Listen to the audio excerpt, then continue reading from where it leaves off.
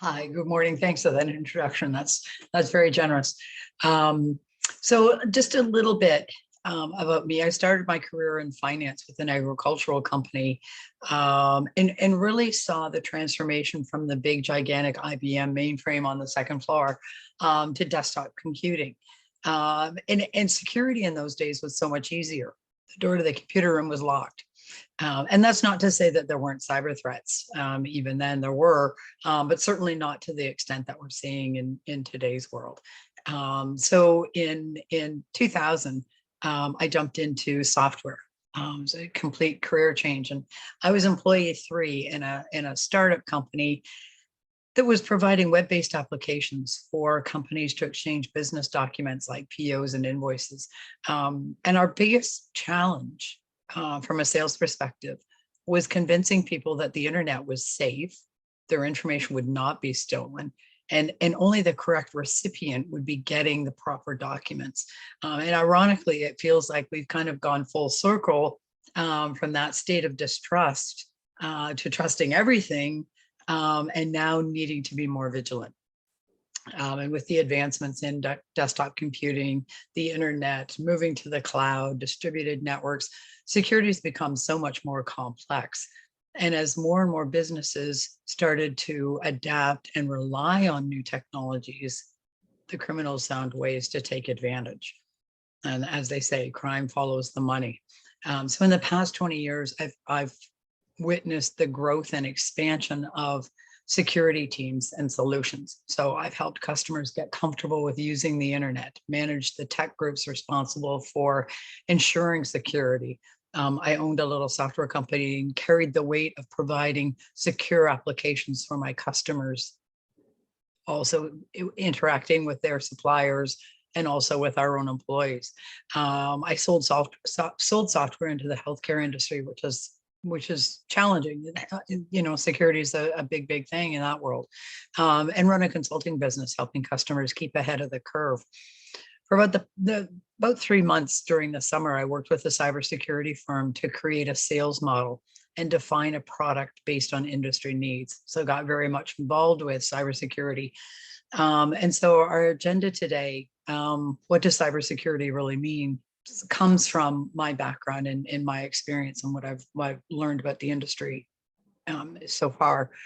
And my second point is, how do you know? And know is in quotes intentionally. Do you have to trust that your network is secure and your IT team knows what they're doing? Or is there a way to get a clear picture, a complete status of your security? It's interesting conversation. This is fun. A blank check is not the answer. And it's not very often that we hear that. And I can sort of walk you through that bit as well. And then where do we go from here? What are the next steps? So I wanted to start with, imagine this, you're driving down the highway, wondering exactly how does this car really work? Just wondering. I'm sure the majority of people haven't thought of that. I know I certainly don't ever think that. But I think most of us have kind of a high level understanding of how a car works. There's gas and oil and fuel and lubrication, and there's some sort of combustion that goes on in the engine. The battery needs to be used often and kept charged, and the tires have to be rotated for seasons and that sort of thing. And the same holds true for computers. Most of us don't understand how they work. But does that really matter? Does it make a difference that we don't understand the tools that we're using? So if you can change the slide. Interesting though, both cars and computers have similar requirements: regular maintenance, a charged battery or power source, access to a network that provides places to go, information or communication with the outside world. A major difference, however, in the risk is that a car not properly maintained can break down and leave you on the side of the road. And you generally get some warning that you may or may not have ignored for a while. It makes funny noises, sensor lights come on, it seems sluggish when you press the accelerator. But a computer not properly maintained can leave you open to a cyber attack. that could shut your business down completely, and even possibly see you lose your retirement savings. And there is no warning. There's no sensor lights. There's no change in the responsiveness of your computer. Or are there warnings? So slide 4. As with cars and road networks, technology has computers and IT networks. IT infrastructure needs to be maintained with the latest software patches and up-to-date hardware, while limiting access to data and strong passwords, which all provide protection from cyber criminals. And by having your IT network working effectively for you, you not only prevent data breaches, you prevent outages or slowdowns for users accessing the network, which causes your employees to be more inefficient and your customers to be frustrated. Cybersecurity, or more to the point, a successful cyber attack on your network is a symptom of a problem. It means that the network was either not set up properly in the first place or has not been maintained and has provided an opportunity for open vulnerabilities. Those are the key areas of cybersecurity. Small, regular tasks that need to be completed that can prevent 85% of the cyber attacks. So our topic for today is 2022 $1 million opportunities. And I'm sure you're wondering how a discouraging topic like cybersecurity fits into that. But my goal is to help you secure your computers and your networks from cyber threat, which will protect your existing business and provide secure, stable environment, which allows you to confidently take advantage of every possible big opportunity that comes your way in 2022. The technology landscape has never been so tumultuous, and organizations are having a difficult time sorting it all out. The pandemic caused sweeping changes to how we work and made it clear that workers need to be more digitally flexible and adaptable. Companies need to provide for remote workers, hybrid workplaces, and distributed networks, all while being overwhelmed with new technologies that are being introduced at an unprecedented pace. Layered on this is the extraordinary increase in cybersecurity breaches, both in number and cost. In conversation with small and medium-sized companies, I quite often hear, I don't have the kind of data hackers want. I'm too small to be of interest. My cyber insurance will cover any losses.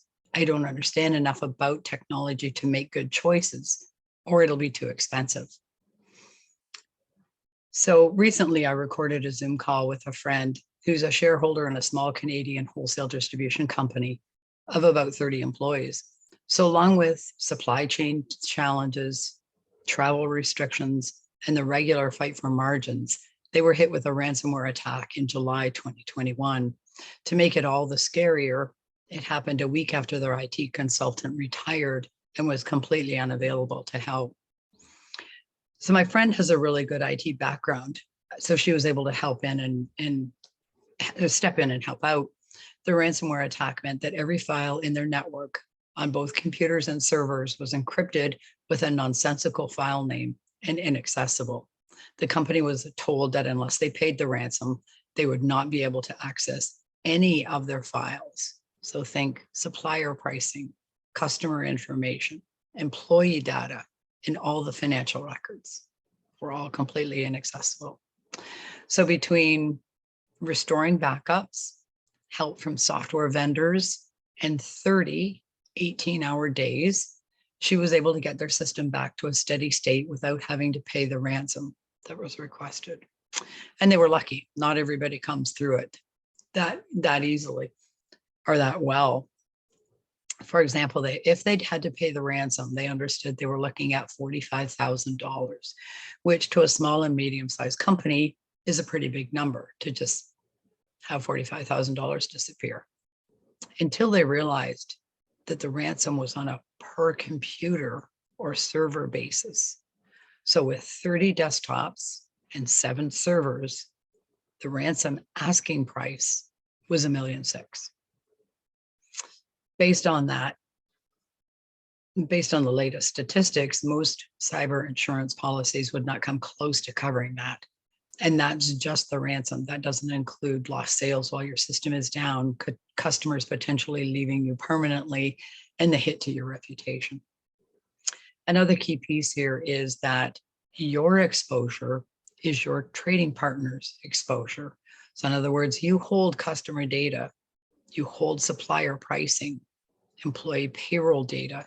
It's all at risk of being exposed via the internet if you experience a data breach and the hackers are successful. So to sum it up, I don't have the kind of data hackers want. Yes, you do. I'm too small to be of interest. No, you're not. They may not want your data for any other reason than to hold it ransom or interrupt your business for malicious reasons. It's not the contents of the file. It's the control that it gives them of your system and the leverage for the ransom. My cyber insurance will cover any loss. Cyber insurance is becoming the insurance industry's biggest loss experience. Payouts are being reviewed to determine if the application was completed correctly and trying to avoid payouts. There are possible changes coming to the cyber insurance. No payout if the ransom is paid. So imagine the scenario. Your business is held ransom, your files are inaccessible, orders can't be taken, product can't be shipped. You want to pay the ransom to get your data back, but if you do, your insurance will be void. I don't understand enough about technology to make good choices. It'll be too expensive. There are excellent choices now for software that can help you understand exactly what the health of your network is, how many outstanding items need to be addressed with a prioritized list, and provides weekly or monthly updates. So in many businesses, the technology is underserved, meaning it's not deemed as important, say, as the cash flow, the slick marketing program, or the sales outreach. The reality in today's world is that without solid technology, you're negatively impacting every aspect of your business. By considering it as important as your other departments, technology can help you assure the future growth of your company. Until recently, there weren't effective, affordable ways to measure the state of the IT infrastructure. Trust was placed with the IT team or a third-party provider. But we're seeing the cost and frequency of ransomware attacks increasing by over 400% each year in the past 2 years. And as a result, software companies have increased the time and effort spent on R&D and are coming out with fantastic solutions that provide the insight for management that was completely unavailable in the past. One of my favorites can provide a high-level overview for CEOs. How many open items do we have to complete to make our systems at least 85% secure? A one-pager with definable numbers. And it's broken down by priority. The number of items that need immediate action, the number that need action when the time is available, and items that need investigation. For example, a server coming to end of life needs investigation to determine the best plan for the future. This all leads back to ensuring the IT network is maintained and updated. One reason I like this report, it shows numbers of items, not details of what needs to be done. Perfect for the CEO. CEO shouldn't have to understand this information. Everybody stay in your lane, know your stuff, and you're all good. And however, there are many, many, many detailed reports for the IT group providing all the detail necessary to address outstanding issues. And it also helps your IT team when they're budgeting for the coming year. And this is how you know. Implementation is simple. The cost is really very affordable. How often do you hear a blank check is not the answer? Not very often, it's my guess. But simply throwing money at security is not the answer. It takes planning to review your current state and a clear understanding of where the business is going in 2022. That information provides your IT team, be that in-house or a third party, with a roadmap for building an infrastructure that's robust enough to handle all your successful 2022 initiatives. Part of your roadmap needs to account for what's coming. Your suppliers, customers, your insurance company will begin to ask you to verify that your network is secure before they sign a contract with you. That sort of harkens back to, the software applications that are available to you.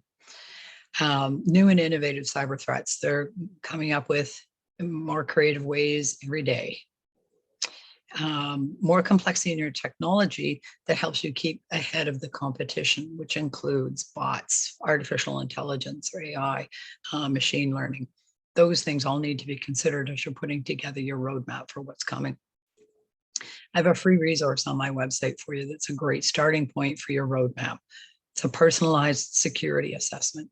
It's a quiz, takes less than 5 minutes, and provides a high-level look at your network and can identify any open vulnerabilities, which will lead to what items need to be addressed in 2022 and what is the cost of getting those addressed and ensuring that you're safe, your network is secure.